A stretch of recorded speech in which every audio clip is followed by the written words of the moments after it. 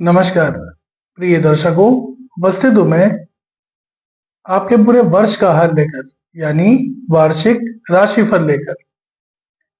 पूर्व के अंकों में हमारी चर्चा मेष, वृषभ और मिथुन राशि के जातकों के लिए वर्ष 2024 माफ करें 2025 कैसा जाने वाला है, इसकी हमने की थी।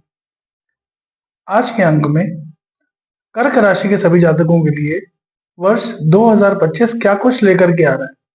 कैसा रहेगा आपके धन की स्थिति, कैसी रहेगी आपके स्वास्थ्य की स्थिति, दाम्पत्य जीवन कैसा होगा, नौकरी कैसी होगी, व्यापार कैसा होगा, इन सभी विषयों पे आज हम चर्चा करेंगे। प्रिय दर्शकों, सबसे पहले आपको बता दें, ये जो राशिफल आप देखने जा रहे हैं ये आपकी चंद्र राशि के आधार पर है।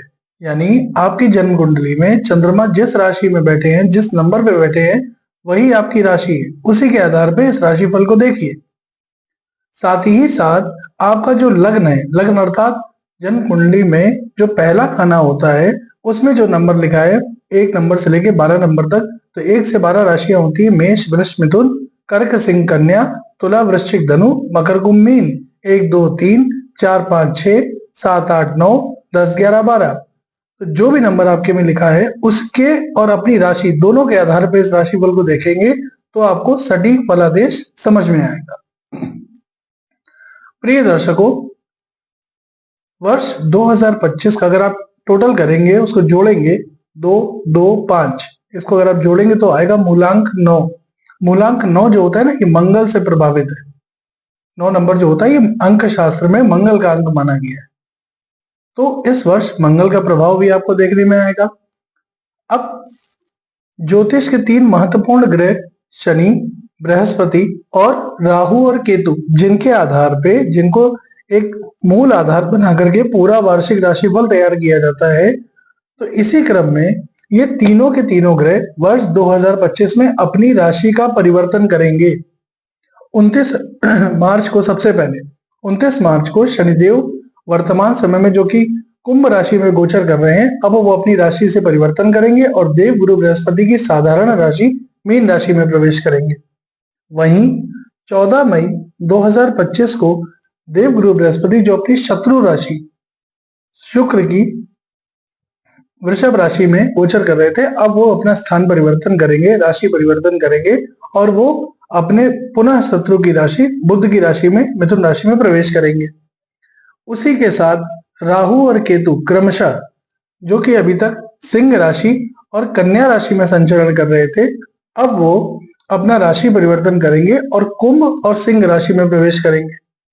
तो इस तरह से कुछ ये वर्ष जाने वाला है। अब बिना समय बर्बाद किए अपने विषय पे आते हैं कि कर्क राशि के सभी जातकों के लिए वर्ष 2025 क्या कुछ लेकर के आ रहा है, क्या संभावनाएं हैं उनके जीवन में, कैसा उनका आने वाला समय रहने जा रहा है। प्रिय दर्शकों, जैसा कि आप सभी जानते हैं, 3 महत्वपूर्ण ग्रह जब राशि परिवर्तन करेंगे तो देखिए 29 मार्च के बाद आप शनि की जो ढैया में चल रहे थे, जो मानसिक अशांति और परेशानी से जूझ रहे थे, उसमें तो आपको राहत मिलेगी। तो ये आपके लिए बहुत बड़ा प्लस पॉइंट साबित होने जा रहा है। जो कार्यक्षेत्र में आपके उतार चढ़ाव अभी तक आपको देखने में आ रहा था, धन आपके पास संचित नहीं हो पा रहा था, गृह कलह से आप परेशान थे, तो यहाँ पे चीजें आपके पक्ष में आती हुई चली जाएंगी। कुल मिला के देखें तो ये साल आपके लिए थोड़ा सा मिश्रित रहेगा। क्यों मिश्रित रहेगा, इसको समझिए। देखिए, शुरुआती जो दौर रहेगा, अगर हम अप्रैल तक की बात कर ले, तो अप्रैल तक के महीने में चीजें क्या होंगी, रुक रुक के होंगी, डीले होंगी, धीमे धीमे होंगी। पैसा मिलेगा, इसमें डाउट नहीं है, पैसा आएगा, कार्यक्षेत्र आपका ठीक रहेगा, अच्छा नहीं कह सकते, ठीक रहेगा, ठीक है, लाभ के रास्ते बनेंगे।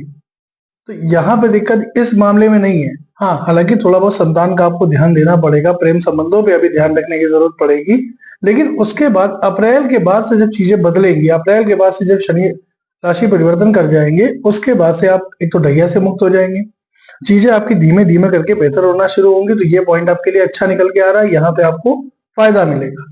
लेकिन आगे का जो समय है वो कुछ खास नहीं कहा जा सकता है। क्यों? क्योंकि जब 14 मई को देव गुरु बृहस्पति राशि परिवर्तन करेंगे तो आपकी राशि से 12वें चले जाएंगे, 12वें घर में गोचर करेंगे। और वहीं 18 मई को जब शनि और राहु अपना राशि परिवर्तन करेंगे, माफ करें, राहु और केतु जब अपना राशि परिवर्तन करेंगे, तो वो आपकी राशि से अभी भाग्य भाव में गोचर कर रहे थे, अब वो अष्टम पे आ जाएंगे। तो एक तरफ तो शनि निकल के बाहर जा रहे हैं, लेकिन वो अपनी पूर्ति कर देंगे राहु को बेच के। तो कहानी क्या हुई, जहां थे वहीं खड़े हो गए। संचित धन अभी भी नहीं हो पाएगा, क्योंकि राहु की दृष्टि जो पड़ेगी 7वीं, वो कुंडली के दूसरे भाव में पड़ जाएगी। और दूसरा भाव किस चीज का है, खान पान, नाते रिश्तेदारी, कुटुंब, धन, इन सब चीजों का। तो मांसाहार मद्यपान से दूरी बनाइए। अगर आप अभी तक नहीं कर रहे हैं तो इस तरफ जाने का प्रयास भी मत करिएगा, कर रहे हैं तो छोड़ दीजिए, वरना फिर आपको दिक्कतें होंगी। नौकरी, व्यापार, इन सब के लिए समय ठीक है, अप्रैल के बाद से सही रहेगा। अप्रैल के बाद से कोई दिक्कतें नहीं है। नौकरी में बल्कि पदोन्नति आपको दिख रही है। कोई चेंज ऑफ प्लेस चाह रहे थे, पदोन्नति चाह रहे थे, व्यापार में कोई नई उन्नति चाह रहे थे, वो आपको प्राप्त होगी। अगर कोई नया व्यापार आप शुरू करना चाह रहे हैं तो उसको 14 मई के पहले, अप्रैल और मई के बीच में शुरू करिएगा, उसके बाद फिर मत करिएगा। उस समय कर लीजिए, क्योंकि 14 मई को जब देव गुरु राशि परिवर्तन कर जाएंगे तो वो आपकी राशि से 12वें घर में गोचर करेंगे, वो ठीक नहीं माना जाएगा। तो इस समय पे जो भी आपको करना है, जो योजनाएं बनानी है, वो योजनाएं आप बना लीजिए। उसको आप संकल्पित करेंगे, क्रियान्वित करेंगे अप्रैल से मई के महीने में, तो इस समय पे आपको लाभ अच्छा मिल जाएगा। एक दूसरा, पैतृक संपत्ति को लेकर के अगर कोई विवाद चल रहा है तो उसको यथाशीघ्र कोशिश करें कि अप्रैल से और 18 मई के बीच में अगर वो निपट सके तो निपटाने का प्रयास करिए। या पैतृक संपत्ति को बेच करके कोई नई संपत्ति खरीदना चाहते हैं तो भी अप्रैल से अप्रैल की शुरुआत से लेकर के और मध्य मई तक इसको बेच करके कोई नई संपत्ति खरीदना चाह रहे हैं तो खरीद सकते हैं। उसके बाद ये संभावनाएं खत्म हो जाएगी। अगर आप विवाह आपका नहीं हो पा रहा था, संतान की प्राप्ति नहीं हो पा रही है, दाम्पत्य जीवन अच्छा नहीं है, मान लीजिए विवाह नहीं हो पा रहा था, तो विवाह के योग आपके लिए 14 मई तक अभी बने हुए हैं। इस समय पे विवाह भी आपका होगा और संतान की प्राप्ति भी आपको होगी। लेकिन 14 मई के बाद से 19 अक्टूबर तक, जब तक देव गुरु बृहस्पति राशि परिवर्तन करके कर्क में नहीं चले जाते, आपकी राशि में नहीं आ जाते, तब तक संतान और विवाह के योग बाधित रहेंगे। हालांकि वो समय भी कोई बहुत लंबा नहीं होगा। 19 अक्टूबर को देव गुरु बृहस्पति कर्क राशि में प्रवेश करेंगे अतिचारी अवस्था में, जो कि ठीक नहीं मानी जाती है देश दुनिया के लिए। और ठीक 4 दिसंबर को वो पुनः वक्र होकर के मिथुन में वापस आ जाएंगे। तो ये जो समय रहेगा, इस समय पे आपको चीजों पे नियंत्रण करने की जरूरत है, ध्यान देने की जरूरत है। अब पॉइंट वाइज समझते हैं कि ये वर्ष आपके लिए जाना कैसा वाला है। देखिए, अप्रैल तक की बात करें तो अप्रैल तक आपकी जो नौकरी है, व्यापार है, इनमें चुनौतियों का सामना आपको थोड़ा बहुत करना पड़ेगा, थोड़ा संघर्ष देखने में आएगा। लेकिन अप्रैल के बाद से नौकरी और व्यापार की स्थितियां आपके लिए ठीक हो जाएंगी, अच्छी हो जाएंगी। इससे आपको बेनिफिट मिलेगा, फायदा होगा आपका। सोचे हुए काम आपके पूरे होते हुए चले जाएंगे, मानसिक तनाव से आपको कमी आएगी, मुक्ति मिलेगी। कुल मिलाकर स्वास्थ्य की समस्याएं अभी तक आप जो आपको परेशान कर रही थी, खासतौर पे नसों की समस्या, हड्डियों की समस्या, उनसे आपको मुक्ति मिलती हुई चली जाए। तो ये चीजें आपके पक्ष में आ रही हैं। ध्यान देना है आपको, जब देवगुरु बृहस्पति 19 अक्टूबर के बाद, माफ करें, 14 मई के बाद में जब राशि परिवर्तन करेंगे तो व्यय भाव में जाएंगे। तो आप प्रयास करें अपने खर्चों को नियंत्रित रखें। और जो खर्च अगर मान लीजिए कहीं विलासिता पे खर्च कर रहे हैं तो विलासिता पे मत करिए। उसको अगर आप धर्म के कार्यों में खर्च करें, घर में सत्यनारायण भगवान की कथा करा ले, सुंदरकांड का पाठ करा ले, हनुमान चालीसा कर ले, इस तरीके से अगर आप धन खर्च करेंगे तो उसमें आपको लाभ होगा।